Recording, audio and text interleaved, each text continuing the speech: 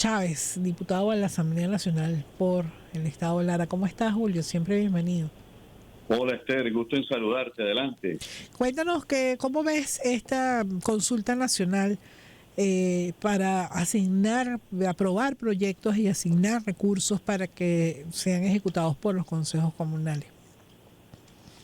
Bueno, yo creo que esto se inscribe, Esther, en un formato para dar respuesta a esa pretensión o esos intentos de los sectores de la ultraderecha venezolana de desconocer la Constitución, de intentar inclusive,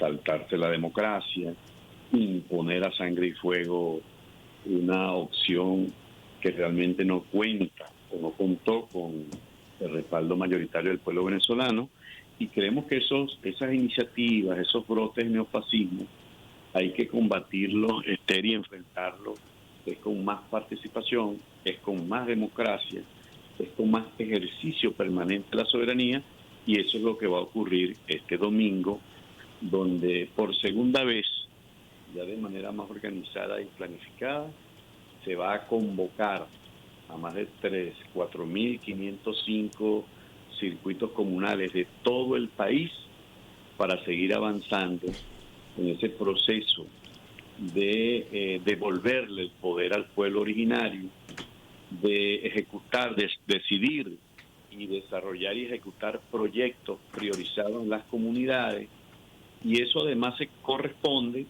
con ese principio constitucional de la corresponsabilidad, de la cogestión en las políticas públicas, y esto creo que sepulta esa agenda violenta, esos intentos por llevarnos por un camino de la confrontación y la guerra fratricida, la guerra civil.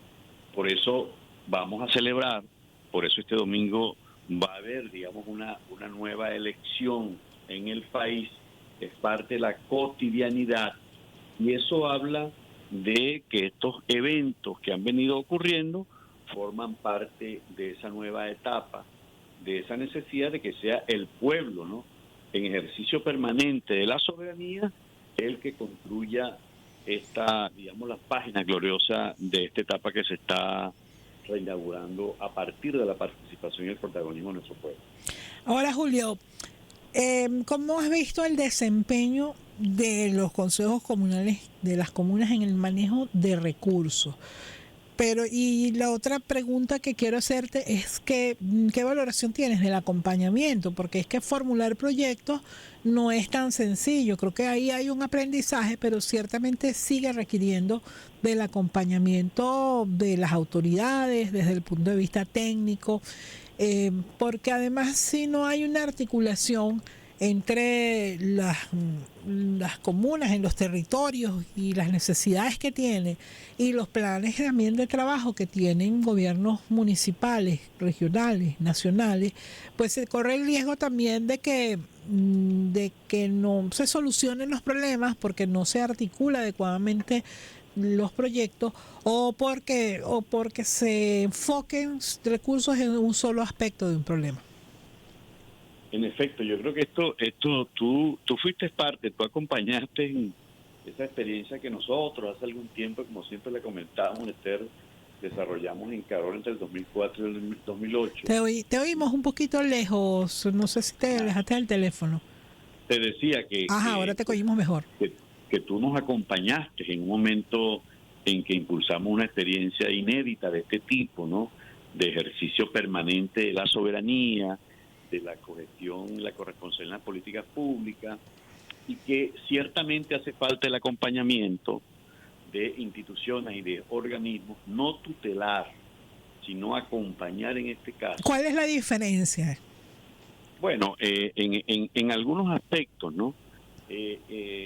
Por ejemplo, en las instancias claves, en donde realmente se debe planificar desde abajo hacia arriba el ejercicio de esta, digamos, de estas iniciativas que se van a implementar este domingo, de los proyectos de las comunas, de los consejos comunales.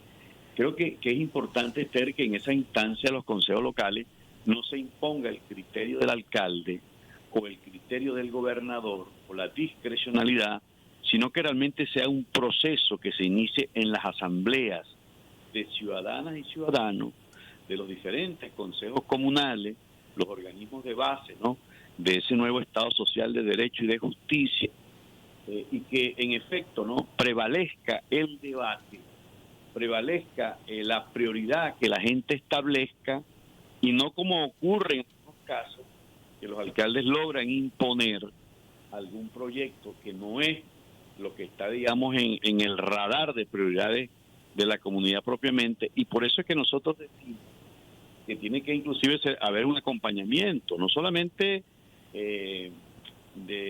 digamos, de las instituciones, sino también de las propias instancias del Consejo Comunal, de la Contraloría, de los comités de trabajo, porque allí, Esther, es donde está la clave de esto, ¿no? Y sobre todo, como yo lo he insistido, lo reitero, lo importante que es en este momento que esos debates se inicien en los consejos locales de planificación de políticas públicas. ¿Por qué, Esther? Porque allí convergen, ¿verdad?, los concejales, por ejemplo, de un territorio, un municipio, el alcalde, pero además de eso están las vocerías de las comunas, de los consejos comunales, y casi siempre la correlación de fuerza es favorable al poder popular, y eso impide que en esta instancia de planificación primaria se pueda imponer la discrecionalidad de los alcaldes y gobernadores. Por eso es que debe ser acompañado, por eso es importante reivindicar el Consejo Local de Planificación, por eso es que los gobernadores inclusive y los alcaldes deben colocar los recursos de inversión en esas instancias para que sobre la base del debate en la comunidad, en efecto, se pueda acertar con las obras que priorice la gente y no, en este caso, el gobernante de turno. Y un elemento importante, clave, Esther, y con esto cierro la idea, que allí estamos atacando la corrupción, porque no es que se le va a asignar a una empresa privada o a una contratista, ¿no?, sino que es la propia comunidad la que debe ejecutar la obra. Ahora, ¿qué pasa cuando el alcalde, la alcaldesa, el gobernador, la gobernadora son de oposición y además no creen en el tema del poder popular? Porque no hay nada que los obligue a trabajar con el poder popular. Bueno, intentan cooptar los consejos locales de planificación, intentan secuestrarlo, como hizo muy triste y lamentablemente el alcalde de Carora, que hoy anda prófugo de la justicia, por cierto, por estar implicado, ¿no?, en esos hechos de terrorismo que se dieron allá en la ciudad de Carora. Bueno, simplemente no asisten a esas instancias, intentan cooptarla, intentan implosionarla, pero casi siempre, Esther, como la correlación de fuerza es favorable al poder popular, ellos, el alcalde y los concejales, son simplemente un voto, ¿no? Y cuando tú vas a ver una instancia de esa, donde hay 32, 34 consejeros. Tenemos ahí alguna dificultad con la comunicación telefónica. Estamos conversando con Julio Chávez, diputado a la Asamblea Nacional por el Estado Lara, conocedor de estos temas porque en el marco de la constituyente, de hecho, hicimos equipo de trabajo con el tema de la reforma, la revisión de las leyes del poder popular, pero además fue alcalde de Carora y en ese marco promovió una constituyente municipal para modificar toda la estructura del andamiaje legal del municipio.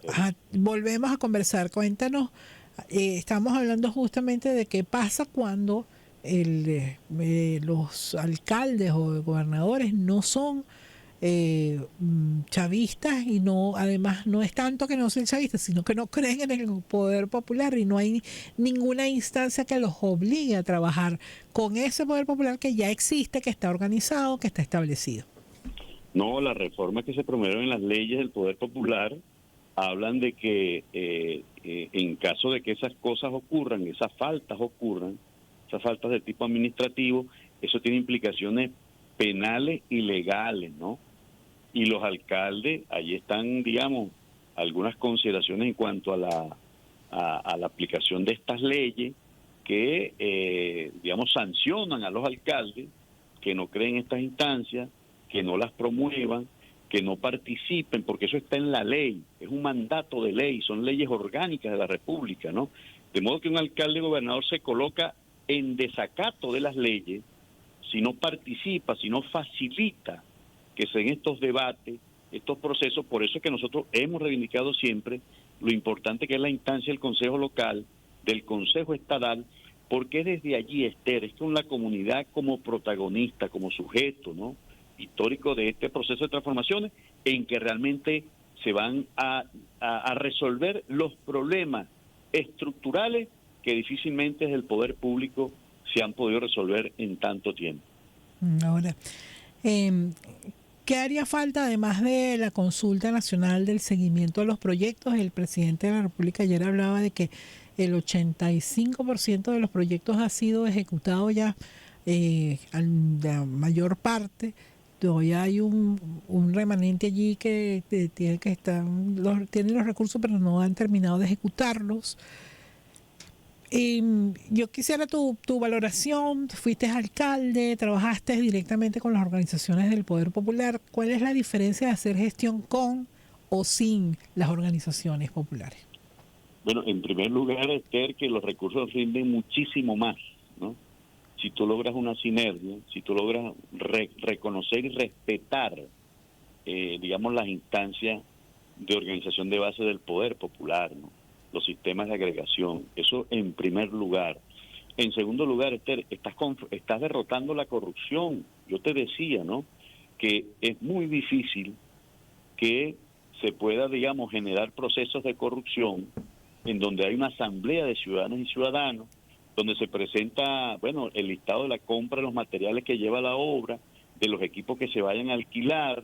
Allí deberían de participar los funcionarios, los ingenieros, los especialistas, ¿no?, para acompañar la obra desde el punto de vista técnico, para que haya una correcta ejecución, y además las instancias de Contraloría Municipal, las Contralorías del propio Consejo Comunal de la comuna, y los consejeros y consejeras, que son tanto los ojos que se ponen en una obra que difícilmente se van a desviar recursos, se van a malversar, como venía ocurriendo y era una práctica cotidiana en momentos en que solo las empresas privadas eran las que ejecutaban, y nosotros demostramos, como tú bien sabes, Esther, que mucho más rinde el dinero para hacer muchas más viviendas con el mismo recurso que en manos del pueblo, de la comunidad consciente y organizada, que en manos de las empresas y los contratistas. Y si a eso además le agrega que, bueno, que deben los gobernadores y alcaldes poner allí también, ¿no?, digamos, los recursos, y entender que no se trata de, digamos, de controlar, ¿no?, o de tutelar al poder popular, sino acompañar. Ahora, uno pudiera decir aquí, haciendo de abogado del diablo, bueno, pero entonces, ¿qué pretenden los alcaldes y los gobernadores? Que la gente le haga su trabajo. Que con el tiempo, Esther, el pueblo se convierta en autogobierno, que las alcaldías tienen que facilitar esos procesos, que son estructuras representativas, que con el tiempo seguramente... Bueno, y las estructuras medievales, el concepto de alcaldía, de municipio es medieval. Parroquiales, medievales, son cosas realmente que quedaron en el pasado. De lo que se trata entonces, adecuar lo que hoy tenemos en función del principio de democracia participativa y protagónica, y no de la vieja representatividad. Y eso es un debate, y es una lucha, ¿no? Y difícilmente algunos alcaldes se sienten amenazados, se sienten desplazados, pero tienen que entender que el camino para enfrentar el fascismo, el neofascismo, es con más participación, es con más poder popular, en esencia, ¿no? Es con que haya más justicia social y que, en definitiva, nuestro pueblo sea el protagonista, el constructor de la historia que hoy gloriosamente se está construyendo. ¿Qué llamadas harías tú, Julio, a quienes viven en sectores donde no hay consejos comunales o comunas organizadas, consolidadas? Los llamados circuitos comunales, donde sí hay, por ejemplo, juntas de condominio o asociaciones de vecinos, estructuras que, bueno, si bien han sido superadas por mucho por los consejos comunales, siguen existiendo en algunos sectores de nuestras ciudades, de nuestros pueblos. Yo creo que hay que ir avanzando, Estela, un proceso de adecuación, ¿no?